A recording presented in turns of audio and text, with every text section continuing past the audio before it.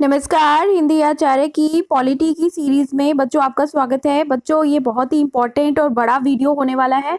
ध्यान से समझेंगे इस वीडियो में जो कुछ भी मैं आपको समझा रही हूँ। इसमें मैं आपको लोकसभा और राज्यसभा इनका गठन कैसे होता है, इनके क्या क्या कार्य हैं, बहुत डिटेल में मैं आपको समझाने वाली हूँ। तो अंत तक इस वीडियो के मेरे साथ जुड़े रहिए। तो चलो शुरू करते हैं। बच्चों देखो, जो हमारी संसद होती है, सबसे पहले तो संसद के 3 भाग होते हैं, राष्ट्रपति, लोकसभा और राज्यसभा। तो जो संसद है, संसद का जो ऊपरी सदन है उसे कहते हैं राज्यसभा और जो निचला सदन है उसे कहते हैं लोकसभा। ठीक है, तो शुरुआत करेंगे हम राज्यसभा से।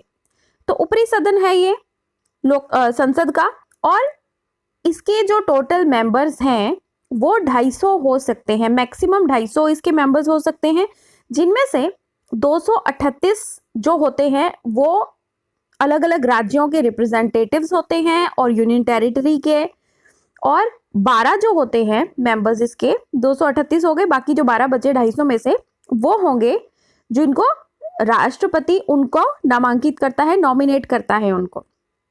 अगर अभी की 2019 की राज्यसभा के बारे में इस टाइम पे बात करें, 2020-21 में भी यही है।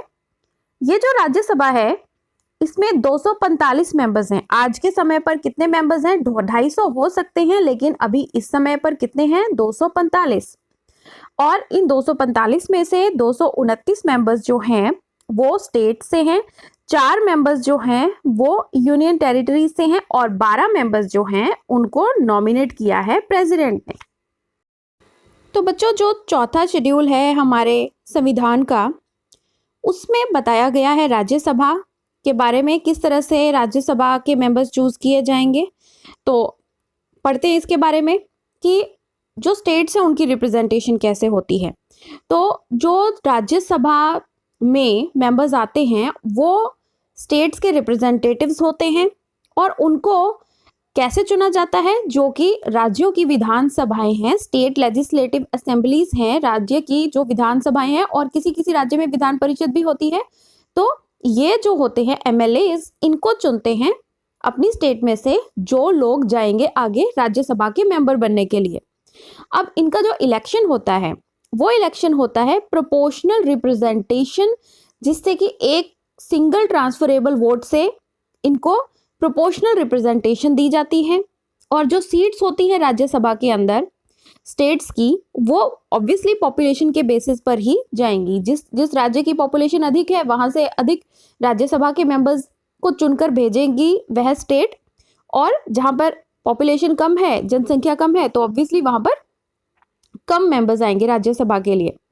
तो यानी कि हर स्टेट का अलग हिसाब होता है। उदाहरण के लिए त्रिपुरा का केवल एक ही राज्यसभा का मेंबर होता है, हिमाचल के 4 हैं केवल।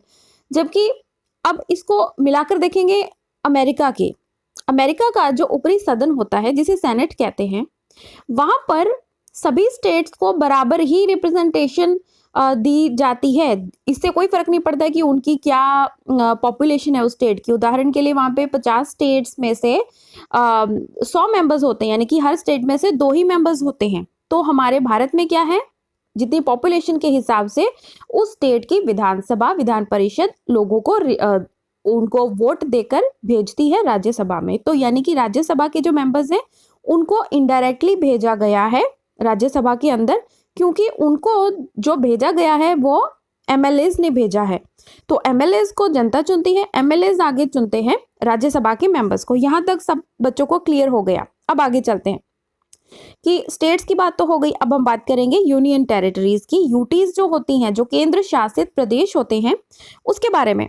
तो यहाँ पर यूनियन टेरिटरी के जो मेंबर्स हैं वो राज्यसभा में वो भी इनडायरेक्टली ही भेजे जाते हैं, उनको भी इनडायरेक्टली ही उस तरह से भेजा जाता है। यानी कि डायरेक्टली यूनियन टेरिटरीज के जो लोग रहने वाले हैं वो डायरेक्टली उनको चुनकर नहीं भेजते, इनडायरेक्टली ही उनको भेजा जाता है।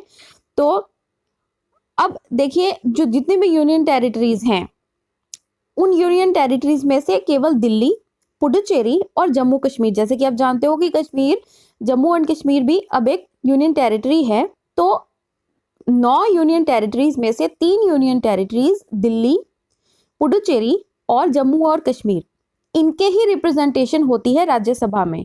और इनकी बाकी जो जैसे कि चंडीगढ़ है या बाकी जो यूनियन टेरिटरीज है, दादरा नगर हवेली आदि, उनकी पॉपुलेशन ऐसा माना जाता है कि इतनी कम है कि उनका जो मेंबर है राज्यसभा में भेजने लायक उनकी पॉपुलेशन नहीं है। ठीक है बच्चों, तो समझ गए हम कि राज्यसभा में स्टेट्स की तरफ से पॉपुलेशन के हिसाब से भेजे जाते हैं रिप्रेजेंटेटिव्स वहां के एमएलएज के द्वारा।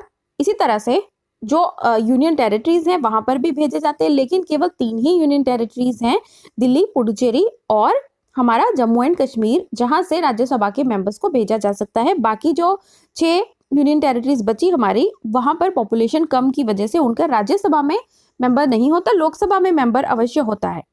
ठीक है बच्चों, अब नेक्स्ट जो राज्यसभा के गठन में मैंने अभी आपको बताया कि 12 मेंबर्स जो होते हैं उनको नॉमिनेट किया जाता है, उनको नामांकित किया जाता है और राष्ट्रपति की मर्जी से। यानी कि ये इसका मतलब क्या हुआ? इसका मतलब ये हुआ कि राष्ट्रपति अपनी मर्जी से सांसद बना सकता है राज्यसभा में। अगर सीधा वो 12 व्यक्तियों को लेकर आ सकता है तो यानी कि सीधा सीधा उसने सांसद बना दिए। अपनी मर्जी से वो 12 लोगों को चुन सकता है, लेकिन ऐसा नहीं कि वो अरे गहरे व्यक्ति को चुनते हैं राष्ट्रपति। हमेशा अच्छे समझदार व्यक्ति, जिसने साहित्य में कुछ किया हो, विज्ञान के क्षेत्र में कुछ किया हो, कुछ महान काम किया हो देश के लिए, दुनिया के लिए, तो उन्हीं व्यक्तियों को चुना जाता है राज्यसभा के मेंबर्स जिनको नॉमिनेट किया जाएगा।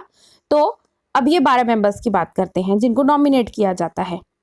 तो ये वही किसी आर्ट में, यानी कि कला में, साहित्य में, साइंस में या समाज सेवा में, इस तरह से जो लोग होते हैं उनको चुना जाता है।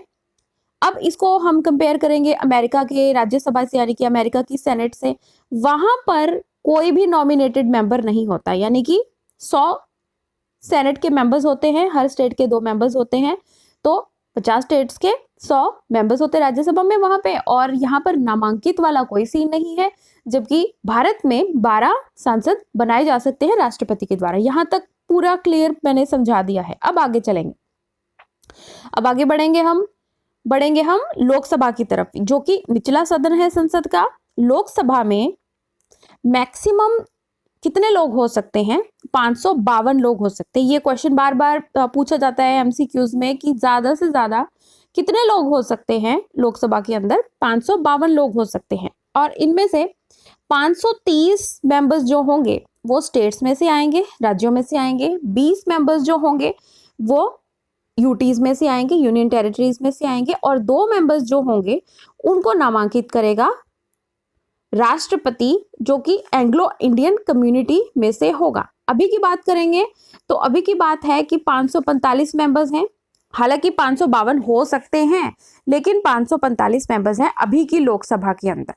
और फिर आगे चलेंगे, इनमें से 13 मेंबर्स जो हैं वो जो है हमारे यूनियन टेरिटरीज में से हैं, और 2 मेंबर्स जो हैं वो एंग्लो इंडियन कम्युनिटी से हैं, जिनको की नामांकित किया गया है राष्ट्रपति के द्वारा।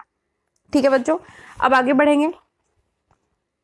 जो हमारा जो लोकसभा होता है उसमें जो स्टेट्स की रिप्रेजेंटेशन कैसे होती है, तो जो स्टेट्स के रिप्रेजेंटेटिव होते हैं लोकसभा के अंदर, उनको डायरेक्टली लोग उनको चुनते हैं। जितना भी उनके उस जगह की जो पॉपुलेशन है उसके हिसाब से उतने मेंबर ऑफ पार्लियामेंट लोकसभा के अंदर जाते हैं। डायरेक्टली हम अपने एमपीज को वोट करते हैं, अपनी जगह के एमपीज को, और फिर ये जाते हैं लोकसभा के अंदर, बैठते हैं, हमारे संसद के निचले सदन में जाकर बैठते हैं। और किस तरह से वोट दी जाती है इनको? इस तरह से वोट दी जाती है। कौन वोट दे सकता है? 18 साल से व्यक्ति जो है वो वोट दे सकता है। लेकिन जो व्यक्ति खड़ा होगा एमपी के चुनाव में, उसकी उम्र क्या है? उसकी उम्र 25 साल होती है। यानी कि एमपी बनने के लिए आपको कम से कम 25 साल की उम्र चाहिए, जबकि वोट देने के लिए आपको 18 साल की उम्र चाहिए। और ये भी मैं आपको बताती चलो साथ में कि संविधान का 61वां संशोधन हुआ था 1988 में, जिसके तहत वोटिंग की जो एज थी 21 होती थी पहले, अब 18 कर दी गई है। 1988 से 18 कर दी गई है। ठीक है बच्चों, अब आगे चलेंगे कि स्टेट से तो पॉपुलेशन के हिसाब से वोटिंग देकर हम अपने एमपीज को चुनते हैं। अब बात करेंगे यूनियन टेरिटरीज से कैसे जाते हैं लोकसभा के अंदर। तो इसमें पार्लियामेंट बताता है कि वो भी पॉपुलेशन के ही हिसाब से यूनियन टेरिटरीज भी डायरेक्ट इलेक्शन के द्वारा अपने मेंबर ऑफ पार्लियामेंट भेजती हैं लोकसभा के अंदर। इसी तरह से जो नामांकित एंग्लो इंडियंस हैं, ये नामांकित 2 मेंबर्स को राष्ट्रपति नामांकित कर सकता है लोकसभा के अंदर, जो कि एंग्लो इंडियन कम्युनिटी से ही में होने चाहिए। जबकि ये जो एंग्लो इंडियन कम्युनिटी का मतलब होता है बच्चों आंग्ल भारतीय। ये आंग्ल भारतीय वो लोग थे जिनके जो कि ऐसी फैमिली से संबंध रखते हैं जिनमें अंग्रेजों ने जो भारतीयों से शादी की, उन फैमिली से संबंध रखने वाले जो लोग हैं वो हैं आंग्ल भारतीय, एंग्लो इंडियन। अब ये जो एंग्लो इंडियन मेंबर्स हैं, इनके लिए संविधान में कहा गया था कि 2 जो लोग होंगे उनकी रिप्रेजेंटेशन होगी, 2 लोगों को लोकसभा में इस तरह से नामांकित करके रखा जाएगा एंग्लो इंडियन कम्युनिटी में से। लेकिन यह जो कानून था हमारे संविधान के अनुसार यह 1960 तक ही था, लेकिन 1960 के बाद इसको अभी भी 2020 तक इसको अमेंड किया गया है। 2009 में संविधान की जो अमेंडमेंट होती है, 95th अमेंडमेंट होती है 2009 में, उसने 2020 तक जो एंग्लो इंडियन 2 मेंबर्स हैं उसको 2020 तक इसको अभी तक रखा हुआ था। अब आगे बढ़ेंगे, आगे समझेंगे कि लोकसभा के जो इलेक्शंस हैं वो किस संविधान के संशोधन के अनुसार होते हैं। तो देखो बच्चों, जो हमारे संविधान के अनुसार जो लोकसभा के जो मेंबर्स हैं उनको इस तरह से बनाया गया था कि जो जितनी पॉपुलेशन है उस हिसाब से मेंबर ऑफ पार्लियामेंट जो होंगे उनका क्षेत्र घटता बढ़ता रहेगा, क्योंकि पॉपुलेशन घटती बढ़ती रहती है। उस हिसाब से मेंबर ऑफ पार्लियामेंट जो जाएंगे लोकसभा के अंदर वो आगे पीछे होता रहेगा उनका नंबर। लेकिन हुआ क्या, उन्होंने तो इस अनुपात के अनुसार बनाया था कि स्टेट के अंदर भी एक सही अनुपात में रहे और जो लोकसभा के अंदर मेंबर ऑफ पार्लियामेंट आ रहे हैं वो भी उस सही अनुपात के अनुसार है। लेकिन हुआ क्या, जो 42वां संशोधन है, 42वां संशोधन जो होता है हमारा संविधान का 1976 में, उसके अनुसार क्या होता है कि जो हमारी जनगणना होती है 1971 वाली जो जनगणना हुई है, जो उसकी पॉपुलेशन थी उसके अनुसार जो मेंबर ऑफ पार्लियामेंट का जो डिसाइड किया गया कि भाई इतनी पॉपुलेशन है, इतनी जगह है, इसको इतने मेंबर ऑफ पार्लियामेंट इस क्षेत्र से जा सकते हैं। तो 1971 के सेंसस के अनुसार ही उसको रिप्रेजेंटेशन उसको दी गई है। और फिर क्या हुआ, 1971 से लेकर इसको 2000 तक ऐसा लागू कर दिया, 1976 में ही ऐसा लागू कर दिया गया था कि 2000 तक, सन 2000 तक इसी 1971 का जो सेंसस होगा इसके अनुसार जो मेंबर ऑफ पार्लियामेंट है वो यही रहे, इसी तरह से रहेंगे। लेकिन इसके बाद फिर दोबारा से संविधान का संशोधन होता है और 25 साल के लिए उसको और आगे बढ़ा दिया जाता है, यानी कि 2026 तक जब चुनाव होंगे तब तक जो पार्लियामेंट की जो कॉन्स्टिट्यूएंसीज होंगी, 84वां संशोधन हुआ है 2001 में कि 2026 तक, यानी कि आगे आने वाले 25 सालों तक जितने मेंबर ऑफ पार्लियामेंट हैं, जितनी भी पॉपुलेशन है, वो इसी हिसाब से 1971 वाले सेंसस जनगणना की पॉपुलेशन के हिसाब से जिस तरह से हमने एमपी चूज किए हुए हैं उसी हिसाब से चलेंगे। ठीक है, अब ये जो 84वां संशोधन हुआ है 2001 में, तो इससे क्या हुआ कि रैशनलाइजेशन हो सकती है कॉन्स्टिट्यूएंसीज की। कहने का अर्थ क्या है, जो 84वां संशोधन हुआ था हमारे संविधान का 2001 में, जिसने यह कह दिया कि 2026 तक तो इसी तरह से लोकसभा की कॉन्स्टिट्यूएंसीज रहेंगी, इतने ही एमपीज आ सकते हैं लोकसभा के अंदर। लेकिन इसमें एक और भी पावर दी गई है संसद को कि 1991 में, 1991 में जो जनगणना हुई थी उसके हिसाब से रैशनलाइजेशन जरूर हो सकती है, कम जरूर किया जा सकता है लोकसभा की कॉन्स्टिट्यूएंसीज को। और इसके बाद फिर 87वां संशोधन आता है 2003 में, जिसके अनुसार फिर वही रैशनलाइजेशन हो सकती है, यानी कि डिलिमिटेशन हो सकती है, घटाई जा सकती है कॉन्स्टिट्यूएंसीज से। कब? 2001 के जनगणना के अनुसार, 2091 की जनगणना के अनुसार नहीं, 2001 की जनगणना के अनुसार 87वां संशोधन यह कहता है कि उन जो लोकसभा की कॉन्स्टिट्यूएंसीज हैं उनकी रैशनलाइजेशन, उनकी डिलिमिटेशन हो सकती है। हालांकि यह जो किया जा सकता है, इसका जो लोकसभा के अंदर टोटल सीट्स हैं उनको चेंज किए बिना ये रूल लागू किया जा सकता है। अब आगे बढ़ेंगे, लोकसभा के अंदर जो हमारी एससीज और एसटीज यानी कि शेड्यूल कास्ट कम्युनिटी और शेड्यूल ट्राइब कम्युनिटी, इनके लिए क्या रिजर्वेशन है सीट्स की। तो हमारा जो संविधान है उन्होंने वैसे तो कम्युनल रिप्रेजेंटेशन को नहीं माना था, लेकिन रिजर्वेशन की बात मानी थी। रिजर्वेशन शेड्यूल कास्ट और शेड्यूल ट्राइब्स की लोकसभा में पॉपुलेशन के रेशो के अनुसार ही होती है। ओरिजिनली क्या हुआ था कि जो रिजर्वेशन है वैसे वो 1960 तक, यानी कि हमारा संविधान लागू हुआ था 1950 में, 1960 तक ही माना गया था कि ये जो रिजर्वेशन की पॉलिसी है 10 साल के लिए लागू की जाएगी। लेकिन फिर उसके बाद यह कंटिन्यूअसली एक्सटेंड की जा रही है, 10 साल 10 साल 10 साल करके एक्सटेंड की जा रही है। अभी 95वां 95th संशोधन हुआ है जो 2009 में, उसके वो 2020 तक ही चलनी थी, अभी फिर उसको एक्सटेंड कर दिया गया। तो क्या है कि जो सीट्स हैं वो रिजर्व की जाती है शेड्यूल कास्ट और शेड्यूल ट्राइब के मेंबर्स के लिए, और उनको भी फिर वोट तो सभी देंगे, वोट उनको सभी कास्ट के लोग ही देंगे, लेकिन वो जो कॉन्स्टिट्यूएंसीज हैं वो कॉन्स्टिट्यूएंसीज हो गई रिजर्व। अब हालांकि एक और बात है इसमें कि जो एससी और एसटी कम्युनिटी के जो मेंबर्स हैं वो लोग अगर जनरल कॉन्स्टिट्यूएंसी में, जो कि नॉन रिजर्व्ड सीट है, वहां पर भी वो चुनाव लड़ सकते हैं, उनको नहीं मना किया गया। हालांकि जनरल वाला जो है वो रिजर्व पे चुनाव नहीं लड़ सकता। अब 84वां जो संशोधन हुआ था 2001 में, उन्होंने दोबारा से फिक्स किया गया था रिजर्व्ड सीट पॉपुलेशन 1991 के अनुसार, जो हमारी जनगणना हुई है उसके हिसाब से। लेकिन जब बाद में 87वां संशोधन होता है 2003 में, उन्होंने फिर रिजर्व सीट 2001 के सेंसस के अनुसार करने के लिए, रीएडजस्टमेंट करने के लिए लागू किया। अब क्या है first pass the post system. अब ये जो हमारी प्रोपोर्शनल रिप्रेजेंटेशन है राज्यसभा के अंदर, ये लोकसभा के अंदर उस तरह से नहीं होती। हालांकि इसमें first pass the post system लागू होता है। मेंबर्स जो होते हैं लोकसभा के, हम उनको first pass the post system की तरह हम उनको लेकर आते हैं। कैसे कि सबसे पहले टेरिटोरियल रिप्रेजेंटेशन होती है, जितने भी मेंबर्स होते हैं लेजिस्लेचर के, वो एक ज्योग्राफिकल एरिया जिसे कॉन्स्टिट्यूएंसी चुनावी क्षेत्र कहा जाता है, वहां से आते हैं। हर एक चुनावी क्षेत्र में से, ईच कॉन्स्टिट्यूएंसी में से एक रिप्रेजेंटेटिव आता है। तो एक कॉन्स्टिट्यूएंसी, उसको सिंगल मेंबर कॉन्स्टिट्यूएंसी कहते हैं, यानी कि एक कॉन्स्टिट्यूएंसी में से एक ही व्यक्ति आएगा, मेंबर ऑफ पार्लियामेंट बन के आए या मेंबर ऑफ लेजिस्लेटिव विधानसभा का मेंबर बन के आए, एक व्यक्ति ही उस चुनावी क्षेत्र में से आ सकता है, उसी को सिंगल मेंबर कॉन्स्टिट्यूएंसी कहते हैं। इसमें इसी first pass the post system कहते हैं। इसी सिस्टम में जो कैंडिडेट है जिसकी सबसे ज्यादा वोट होती हैं, उसी को ही माना जाता है कि वह चुना गया, उसने इलेक्शन को जीत लिया है। तो ये सिंपल मेजॉरिटी सिस्टम इसमें लागू होता है, यानी कि चाहे थोड़ी सी 2-3 वोटों से ही जीते, जिसकी वोट ज्यादा होगी वह मेंबर ऑफ पार्लियामेंट या एमएलए बन जाएगा। और इसका ये भी नहीं है कि इसमें माइनॉरिटी की रिप्रेजेंटेशन के हिसाब से वो बनेगा। अब ये जो प्रोपोर्शनल रिप्रेजेंटेशन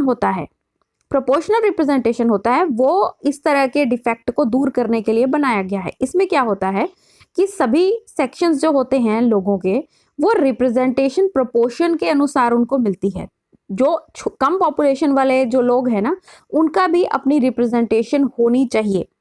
तो यानी कि 2 तरह की प्रोपोर्शनल रिप्रेजेंटेशन होती है इसमें, कि single transferable vote system and list system. तो बच्चों, कहने का ये मतलब है कि जो प्रोपोर्शनल रिप्रेजेंटेशन होती है वो सिंगल ट्रांसफरेबल वोट सिस्टम और लिस्ट सिस्टम के अनुसार चलती है हमारे संविधान के अनुसार।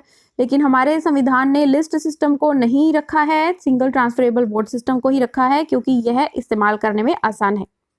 अब देखेंगे ड्यूरेशन कितनी होती है दोनों हाउसेस की। अब बात करेंगे राज्यसभा की। सबसे पहले तो राज्यसभा जो होती है, जो सबसे पहली बार 1952 में स्टार्ट हुई थी राज्यसभा, ये एक कंटिन्यूइंग चेंबर है, यानी कि यह कभी भंग नहीं होती है, लगातार चलती रहती है।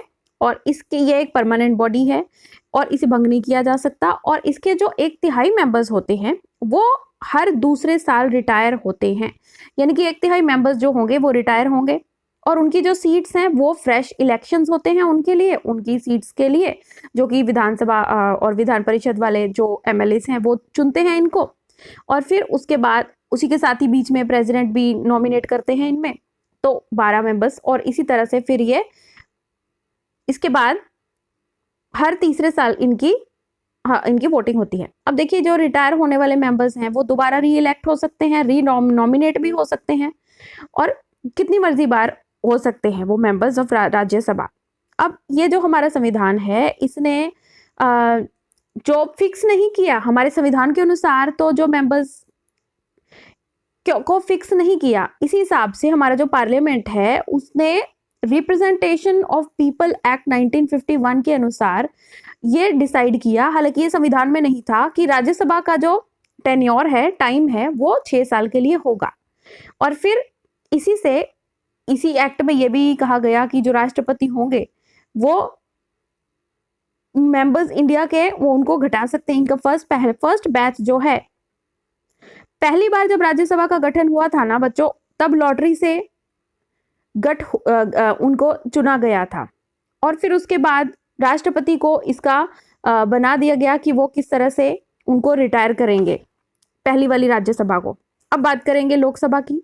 तो लोकसभा जो होती है एक कंटिन्यूइंग चैम्बर नहीं होता, उसके लिए 5 साल का टाइम जो है वो फिक्स किया गया है। जब भी उसकी फर्स्ट मीटिंग होती है जनरल इलेक्शन के बाद, उसके बाद फिर 5 साल गिने जाते हैं, उसके बाद ऑटोमेटिकली वह सदन जो है वो भंग माना जाता है।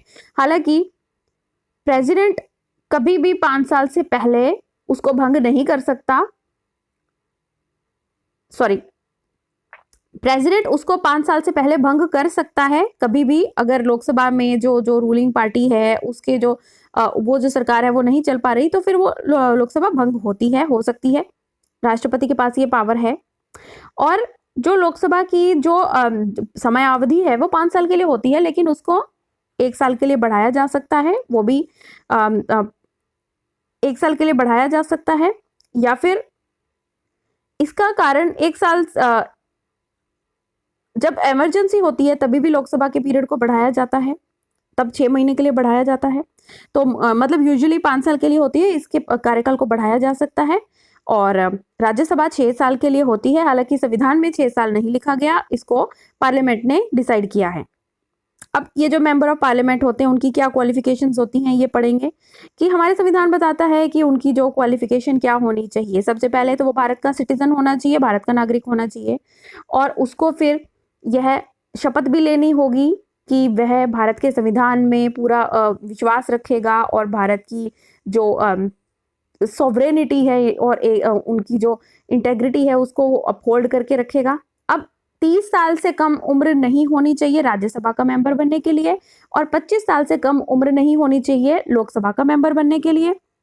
फिर अब जो पार्लियामेंट के अंदर मेंबर बनने के लिए पार्लियामेंट ने एडिशनल क्वालिफिकेशन भी इसमें बोली गई है। 1951 का जो रिप्रेजेंटेशन ऑफ पीपल एक्ट था उसके हिसाब से, कि जो मेंबर ऑफ पार्लियामेंट होगा, चाहे राज्यसभा से चाहे लोकसभा से, वह रजिस्टर्ड होना चाहिए उस पार्लियामेंट्री कॉन्स्टिट्यूएंसी में जहां से वो आया है, और लोकसभा और राज्यसभा दोनों की तरफ से। और यह यानी कि उसने जो इलेक्शन राज्यसभा, और इसी तरह से वो जो मेंबर है, जो अगर उसको रिजर्व्ड कैंडिडेसी है तो उसको मेंबर स्वयं भी शेड्यूल कास्ट या शेड्यूल ट्राइब का होना चाहिए, तभी फिर उसको रिजर्व कैंडिडेट की पोजीशन से वह चुनाव लड़ सकेगा मेंबर ऑफ पार्लियामेंट। अब डिस्क्वालिफिकेशन क्या है, डिस्क्वालिफाइड कैसे हो जाता है वो कोई व्यक्ति राज्यसभा या लोकसभा का मेंबर होने के बाद? अगर उसने कोई सरकारी यूनियन, भारत की सरकार या स्टेट की सरकार का कोई भी नौकरी शुरू कर दी है, हालांकि मेंबर ऑफ पार्लियामेंट भी सरकार का ही हिस्सा है, उसको नौकरी नहीं माना जाता, और उसका अगर अनसाउंड माइंड है, यानी कि उसको कोर्ट से ऐसा डिसाइड प्रूव कर दिया जाता है जजमेंट के अनुसार कि उनका जो दिमाग है वो उसका संतुलन ठीक नहीं है, तभी भी मेंबर ऑफ पार्लियामेंट होने से हटाया जा सकता है। और अगर वह भारत का सिटीजन नहीं है, या फिर उन्होंने दूसरे देश की सिटीजनशिप ले ली है, नागरिकता दूसरे देश की ले ली है, उसके बाद फिर वो मेंबर ऑफ पार्लियामेंट नहीं रहेंगे। और फिर या फिर उनको पार्लियामेंट ने ही कोई कानून ऐसा बना दिया है कि अब वो मेंबर ऑफ पार्लियामेंट नहीं माने जाएंगे, तो फिर वो व्यक्ति डिस्क्वालीफाई हो जाएगा, जो कि उस अनुसार सही नहीं बैठता है। इसी के साथ वह जो व्यक्ति है वह किसी इलेक्शन से संबंधित अपराधों में लिप्त नहीं होना चाहिए, और इसी के साथ कि उसकी 2 या 2 से अधिक सालों के लिए उसकी वो कोई सजा याफ्ता ना हो। इसी तरह से कि वह जो इलेक्शन के लिए जो उसके जो एक्सपेंसेस हैं उसने अपने एक्सपेंसेस के बारे में जो जानकारी होती है वो नहीं दी हो इलेक्शन कमीशन को, और उसको कोई इंटरेस्ट ही ना हो गवर्नमेंट के कामों में और सर्विसेज में, तभी भी वह डिस्क्वालीफाई कर जाएगा। और वह कोई डायरेक्टर या मैनेजिंग एजेंट नहीं हो सकता किसी कॉरपोरेशन के अंदर भी, ऐसी कॉरपोरेशन जिसमें सरकारी हिस्सा कम से कम 25% हो, और उसको किसी सरकारी नौकरी से डिसमिस ना किया गया हो भ्रष्टाचार की वजह से तो भी, और फिर उसको उस भ्रष्टाचार की वजह से या दो समूहों में झगड़ा करवाने की वजह से ऐसा कोई उसकी गलती मतलब कोर्ट में साबित ना हुई हो, और उसके वह जो मेंबर, वह भी व्यक्ति मेंबर ऑफ पार्लियामेंट नहीं बन सकता अगर वह दहेज उत्पीड़न के मामले में या सती के मामले में या छुआछूत के मामले में उसको पनिश किया गया हो, साबित किया गया हो, और उसको पनिशमेंट भी उस चीज के लिए मिली हो। अब इसके आगे हम पढ़ेंगे कि जो व्यक्ति है वो डिस्क्वालीफाई ऐसे भी हो सकता है कि अगर वह स्वयं अपनी मेंबर पॉलिटिकल पार्टी की, जिस पार्टी से वो जीत कर आया है, उसमें उसकी जो मेंबरशिप है वह मेंबरशिप ही छोड़ दे, फिर भी वो डिस्क्वालीफाई हो जाएगा। या फिर अगर वो वोट करता है अपनी जो पार्टी से वह व्यक्ति जीत कर आया है या नहीं भी जीत कर आया, अगर अपनी ही पार्टी के खिलाफ वह वोट करता है तो भी वह डिस्क्वालीफाई है। और अगर कोई नॉमिनेटेड मेंबर है वो किसी पॉलिटिकल पार्टी को ज्वाइन कर लेता है 6 महीने के अंदर अंदर, तो भी वह डिस्क्वालीफाई हो जाएगा। तो यह जो हमारे संविधान का 10वां शेड्यूल है उसके अनुसार जो लोकसभा का जो चेयरमैन है, यानी कि अपना जो स्पीकर है, और राज्यसभा का जो चेयरमैन है वो उपराष्ट्रपति होते हैं, वो डिसाइड करते हैं डिस्क्वालिफिकेशन के बारे में, और सुप्रीम कोर्ट भी। लेकिन ये जो इनका जो फैसला है ये इसका जुडिशियल रिव्यू हो सकता है। अब देखेंगे कोई व्यक्ति की डबल मेंबरशिप नहीं हो सकती। एक व्यक्ति पार्लियामेंट के दोनों सदनों का मेंबर नहीं हो सकता, यानी कि लोकसभा और राज्यसभा दोनों का मेंबर नहीं हो सकता। अगर एक व्यक्ति को लोकसभा और राज्यसभा दोनों हाउसेज में उसको चुन लिया गया है, तब उन दोनों हाउसेज में से उसको 10 दिनों के अंदर अंदर उसको एक हाउस को चुनना पड़ेगा। अगर वह उन दोनों में से अगर वह नहीं चुनता है तो फिर उसको यह माना जाएगा कि वह ऑटोमेटिकली राज्यसभा का मेंबर तो नहीं हो सकता। इसी तरह से अगर कोई सांसद है वह दूसरे हाउस में चुन लिया गया है तो ऑटोमेटिकली उसका जो पहले वाला जो हाउस है वह माना जाता है कि वह खाली हो गया है। इसी तरह से एक व्यक्ति दोनों सीटों से चुन लिया गया, उसको खुद चूज करना पड़ेगा, नहीं तो फिर उसकी दोनों सीट्स जो हैं वो खाली मान ली जाएंगी। अब ये चीज है, यही चीज स्टेट की जो विधानसभा होती है उस पर और संसद में भी लागू होती है कि अगर आप मेंबर ऑफ पार्लियामेंट हो 14 दिन के अंदर आपको विधानसभा का मेंबरशिप से आपको रिजाइन देना पड़ेगा। अब दूसरी डिस्क्वालिफिकेशन है कि मेंबर ऑफ पार्लियामेंट अगर किसी डिस्क्वालिफिकेशन जो संसद के हमारे संविधान के अनुसार बताई गई है तो भी फिर उसकी जो पोस्ट है वो मानी जाती है कि वो खाली मानी जाती है, या फिर वह रेजिग्नेशन दे दे यानी कि इस्तीफा दे दे।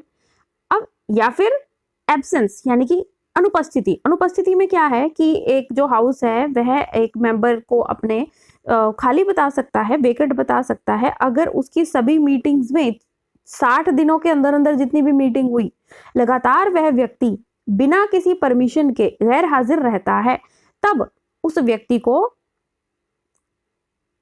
फिर उस सदन का मेंबर नहीं माना जाता। अब आगे देखेंगे, अगर कोई व्यक्ति जो कि डिस्क्वालिफाइड है, ऑलरेडी डिक्लेयर किया जा चुका है और उसको इलेक्ट कर लिया जाता है संसद के अंदर, तब उस तरह का जो चुनाव होगा उसको हम पूरी तरह से जायज नहीं ठहरा सकते हैं। अब आगे देखेंगे कि किस तरह से शपथ ली जाती है मेंबर ऑफ पार्लियामेंट के द्वारा। दोनों हाउसेस के जो मेंबर ऑफ पार्लियामेंट होते हैं, लोकसभा राज्यसभा, दोनों को शपथ लेनी होती है। शपथ किस 3 चीजों के बारे में होती है। सबसे पहले तो वो भारत के संविधान में श्रद्धा रखेगा, विश्वास रखेगा, और फिर भारत की जो इंटेग्रिटी है, एकात्मकता है, उसको वो आगे रखेगा हमेशा, और जो भी उसको ड्यूटी दी जा रही है उसको वो पूरे विश्वास से निभाएगा, ईमानदारी से निभाएगा। एक व्यक्ति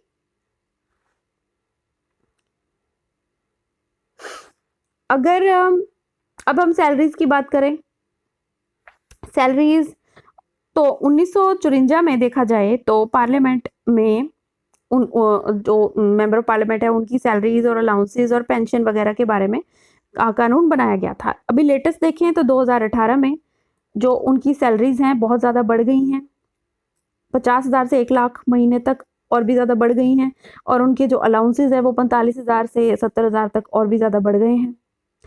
और इनके जो डेली अलाउंस होता है वो पहले 1,000 होता था, अब वो 2,000 हो गया है। तो सैलरीज जो होती है मेंबर ऑफ पार्लियामेंट की वो तो स्वयं ही डिसाइड करते हैं। अब देखेंगे जो राज्यसभा और लोकसभा में जो प्रिसाइडिंग ऑफिसर्स होते हैं, यानी कि उनको जो हेड बनाया जाता है वो कौन है। राज्यसभा में चेयरमैन और डिप्टी चेयरमैन होता है, जबकि लोकसभा में स्पीकर और डिप्टी स्पीकर होता है। यही चेयरपर्सन्स होते हैं। जैसे कि आपने छोटे वाले वीडियो में भी जो स्पीकर के लिए था, लोकसभा का जो स्पीकर होता है उसको कैसे चुना जाता है, उसके अपने ही मेंबर्स में से चुना जाता है। और जब तक ये जो लोकसभा का जो स्पीकर होता है वो जब तक लोकसभा रहती है तब तक वह उसका स्पीकर होता है।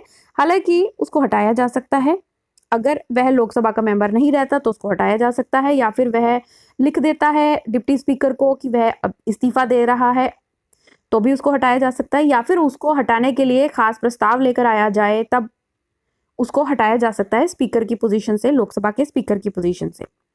और जब उसके लिए प्रस्ताव लाया जाता है तो 14 दिन पहले स्पीकर को बताया जाता है कि आपको हटाने के लिए प्रस्ताव लेकर आया जा रहा है।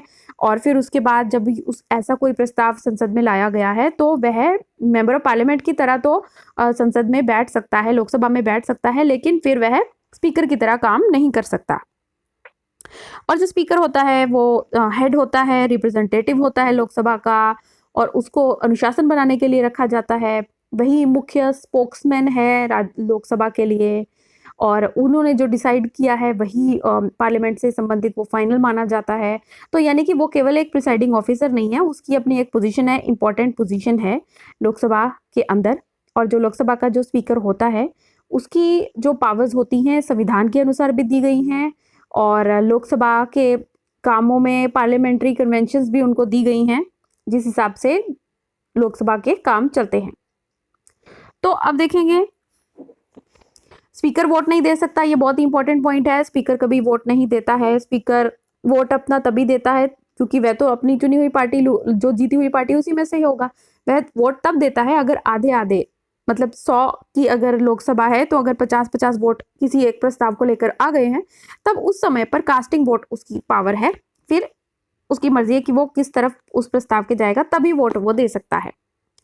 अब स्पीकर को इंडिपेंडेंस और पार्शियलिटी के हिसाब से इम्पार्शियलिटी भी उसको दिखानी पड़ती है क्योंकि वह अपनी पार्टी को लेकर बायस नहीं हो सकता। अब देखेंगे डिप्टी स्पीकर, अगर स्पीकर नहीं है तो उसकी जगह पर फिर डिप्टी स्पीकर जो है वो काम निभाता है।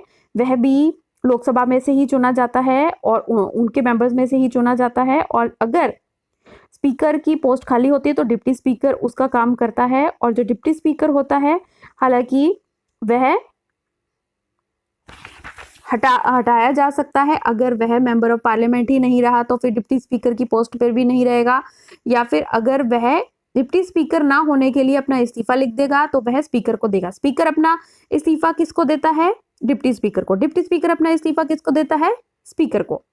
ये मल्टीपल चॉइस क्वेश्चन में बहुत बार आता है। और डिप्टी स्पीकर को हटाने के लिए भी अगर संसद में प्रस्ताव पारित किया जा रहा है तो उसके लिए भी 14 दिन पहले उसको बताना पड़ेगा, और फिर जब तक उसके लिए प्रस्ताव चल रहा है तब तक वह डिप्टी स्पीकर का काम नहीं कर सकता। मेंबर ऑफ पार्लियामेंट दूसरे की तरह वैसे बैठ सकते जैसे बाकी सब बैठे हैं। और अब आगे देखेंगे जो हमारे लोकसभा के जो चेयरपर्सन हैं उनका एक पैनल होता है। 10 चेयरपर्सन होते हैं लोकसभा के। अब एक और चीज देखेंगे, प्रोटेम स्पीकर। प्रोटेम स्पीकर का मतलब है कि अभी नई नई लोकसभा बनी है और उस नई लोकसभा में हमारे जो स्पीकर हैं अभी चुने नहीं गए हैं, तो जो भी सबसे सीनियर मेंबर होगा लोकसभा का उसको प्रोटेम स्पीकर यानी कि कार्यकारी स्पीकर बना दिया जाता है थोड़ी देर के लिए। और फिर जब चुन लिया जाता है स्पीकर, उसके बाद फिर प्रोटेम स्पीकर हट जाता है, फिर प्रोटेम स्पीकर की जगह प्रॉपर स्पीकर काम करते हैं। अब आगे देखेंगे यही चीज, चेयरमैन कौन है राज्यसभा में, तो वो हैं हमारे वाइस प्रेसिडेंट। उपराष्ट्रपति जो होते हैं वही राज्यसभा के हमारे चेयरमैन होते हैं। और अगर प्रेसिडेंट ना हो, उनकी जगह खाली हो, तो उस समय पर वाइस प्रेसिडेंट फिर चेयरमैन नहीं होंगे राज्यसभा के उस समय पर, क्योंकि वे राष्ट्रपति का कार्य करते हैं। उस समय पर फिर उनके जगह पर, चेयरमैन की जगह पर, वाइस प्रेसिडेंट की जगह पर डिप्टी चेयरमैन फिर काम करते हैं उनकी जगह पर। अब आगे देखेंगे कि जो जिस तरह से लोकसभा में होता है कि वो वोट नहीं दे सकते हैं, वोट तभी दे सकते हैं जब 50-50 का मामला हो, इसी तरह से राज्यसभा में भी यही रूल है। अब आगे देखेंगे कि जो लोकसभा और राज्यसभा, इन दोनों का अपना अपना सेक्रेटेरियल स्टाफ होता है। इनके सेक्रेटरी होते हैं और कुछ पोस्ट ऐसी होती है जो दोनों हाउसेस में कॉमन होती हैं, और उनकी जो रिक्रूटमेंट होती है, सर्विस कंडीशंस होती है, वो भी पार्लियामेंट ही उनको डिसाइड करता है। और दोनों हाउसेस का जो अपना सेक्रेटेरिएट होता है वो एक सेक्रेटरी जनरल के द्वारा हेड किया जाता है, और यह एक परमानेंट ऑफिसर होता है जो कि जिसको अपॉइंट किया जाता है presiding officer of the house के द्वारा। अब लीडर्स कौन कौन से होते हैं हमारे पार्लियामेंट के अंदर, तो लीडर ऑफ द हाउस का मतलब होता है, लोकसभा की बात कर रहे हैं तो लोकसभा में leader of the house obviously प्रधानमंत्री ही होगा, और या फिर प्रधानमंत्री ने स्वयं ही किसी को नॉमिनेट किया है कि ये लीडर ऑफ द हाउस होंगे, तो वो लीडर ऑफ द हाउस होंगे। और जब राज्यसभा की बात की जाए तो यहां पर भी एक लीडर ऑफ हाउस होता है जिनको नॉमिनेट किया जाता है प्रधानमंत्री के द्वारा कि ये राज्यसभा के लीडर ऑफ द हाउस होंगे। और लीडर ऑफ द हाउस जो होता है, दोनों हाउसेज में जो भी लीडर ऑफ हाउसेज होते हैं वो दोनों ही बहुत ही इंपॉर्टेंट फंक्शनरी होते हैं और उनका बहुत ही प्रभाव होता है लोकसभा और राज्यसभा में। और ये leader of the house India में कहा जाता है लोकसभा और राज्यसभा में, जबकि अमेरिका में इसे मेजॉरिटी लीडर कहा जाता है। अब लीडर ऑफ द हाउस हो गया। अब इसके बाद लीडर ऑफ द ऑपोजिशन, विपक्ष।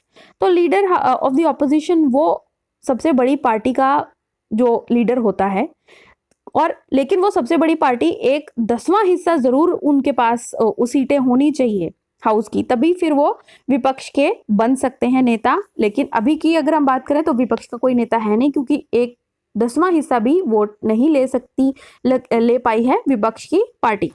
तो बच्चों, आशा करती हूँ आपको ये बहुत ही लंबा वीडियो हो गया, आपने बहुत कुछ जाना होगा लोकसभा और राज्यसभा के बारे में इस वीडियो से। तो आशा करती हूँ आपको ये वीडियो अच्छा लगा होगा। पूरा वीडियो देखने के लिए बहुत बहुत धन्यवाद। इसी तरह के और ही पॉलिटी के वीडियोस देखने के लिए मेरे चैनल को सब्सक्राइब कीजिए। हिंदी आचार्य।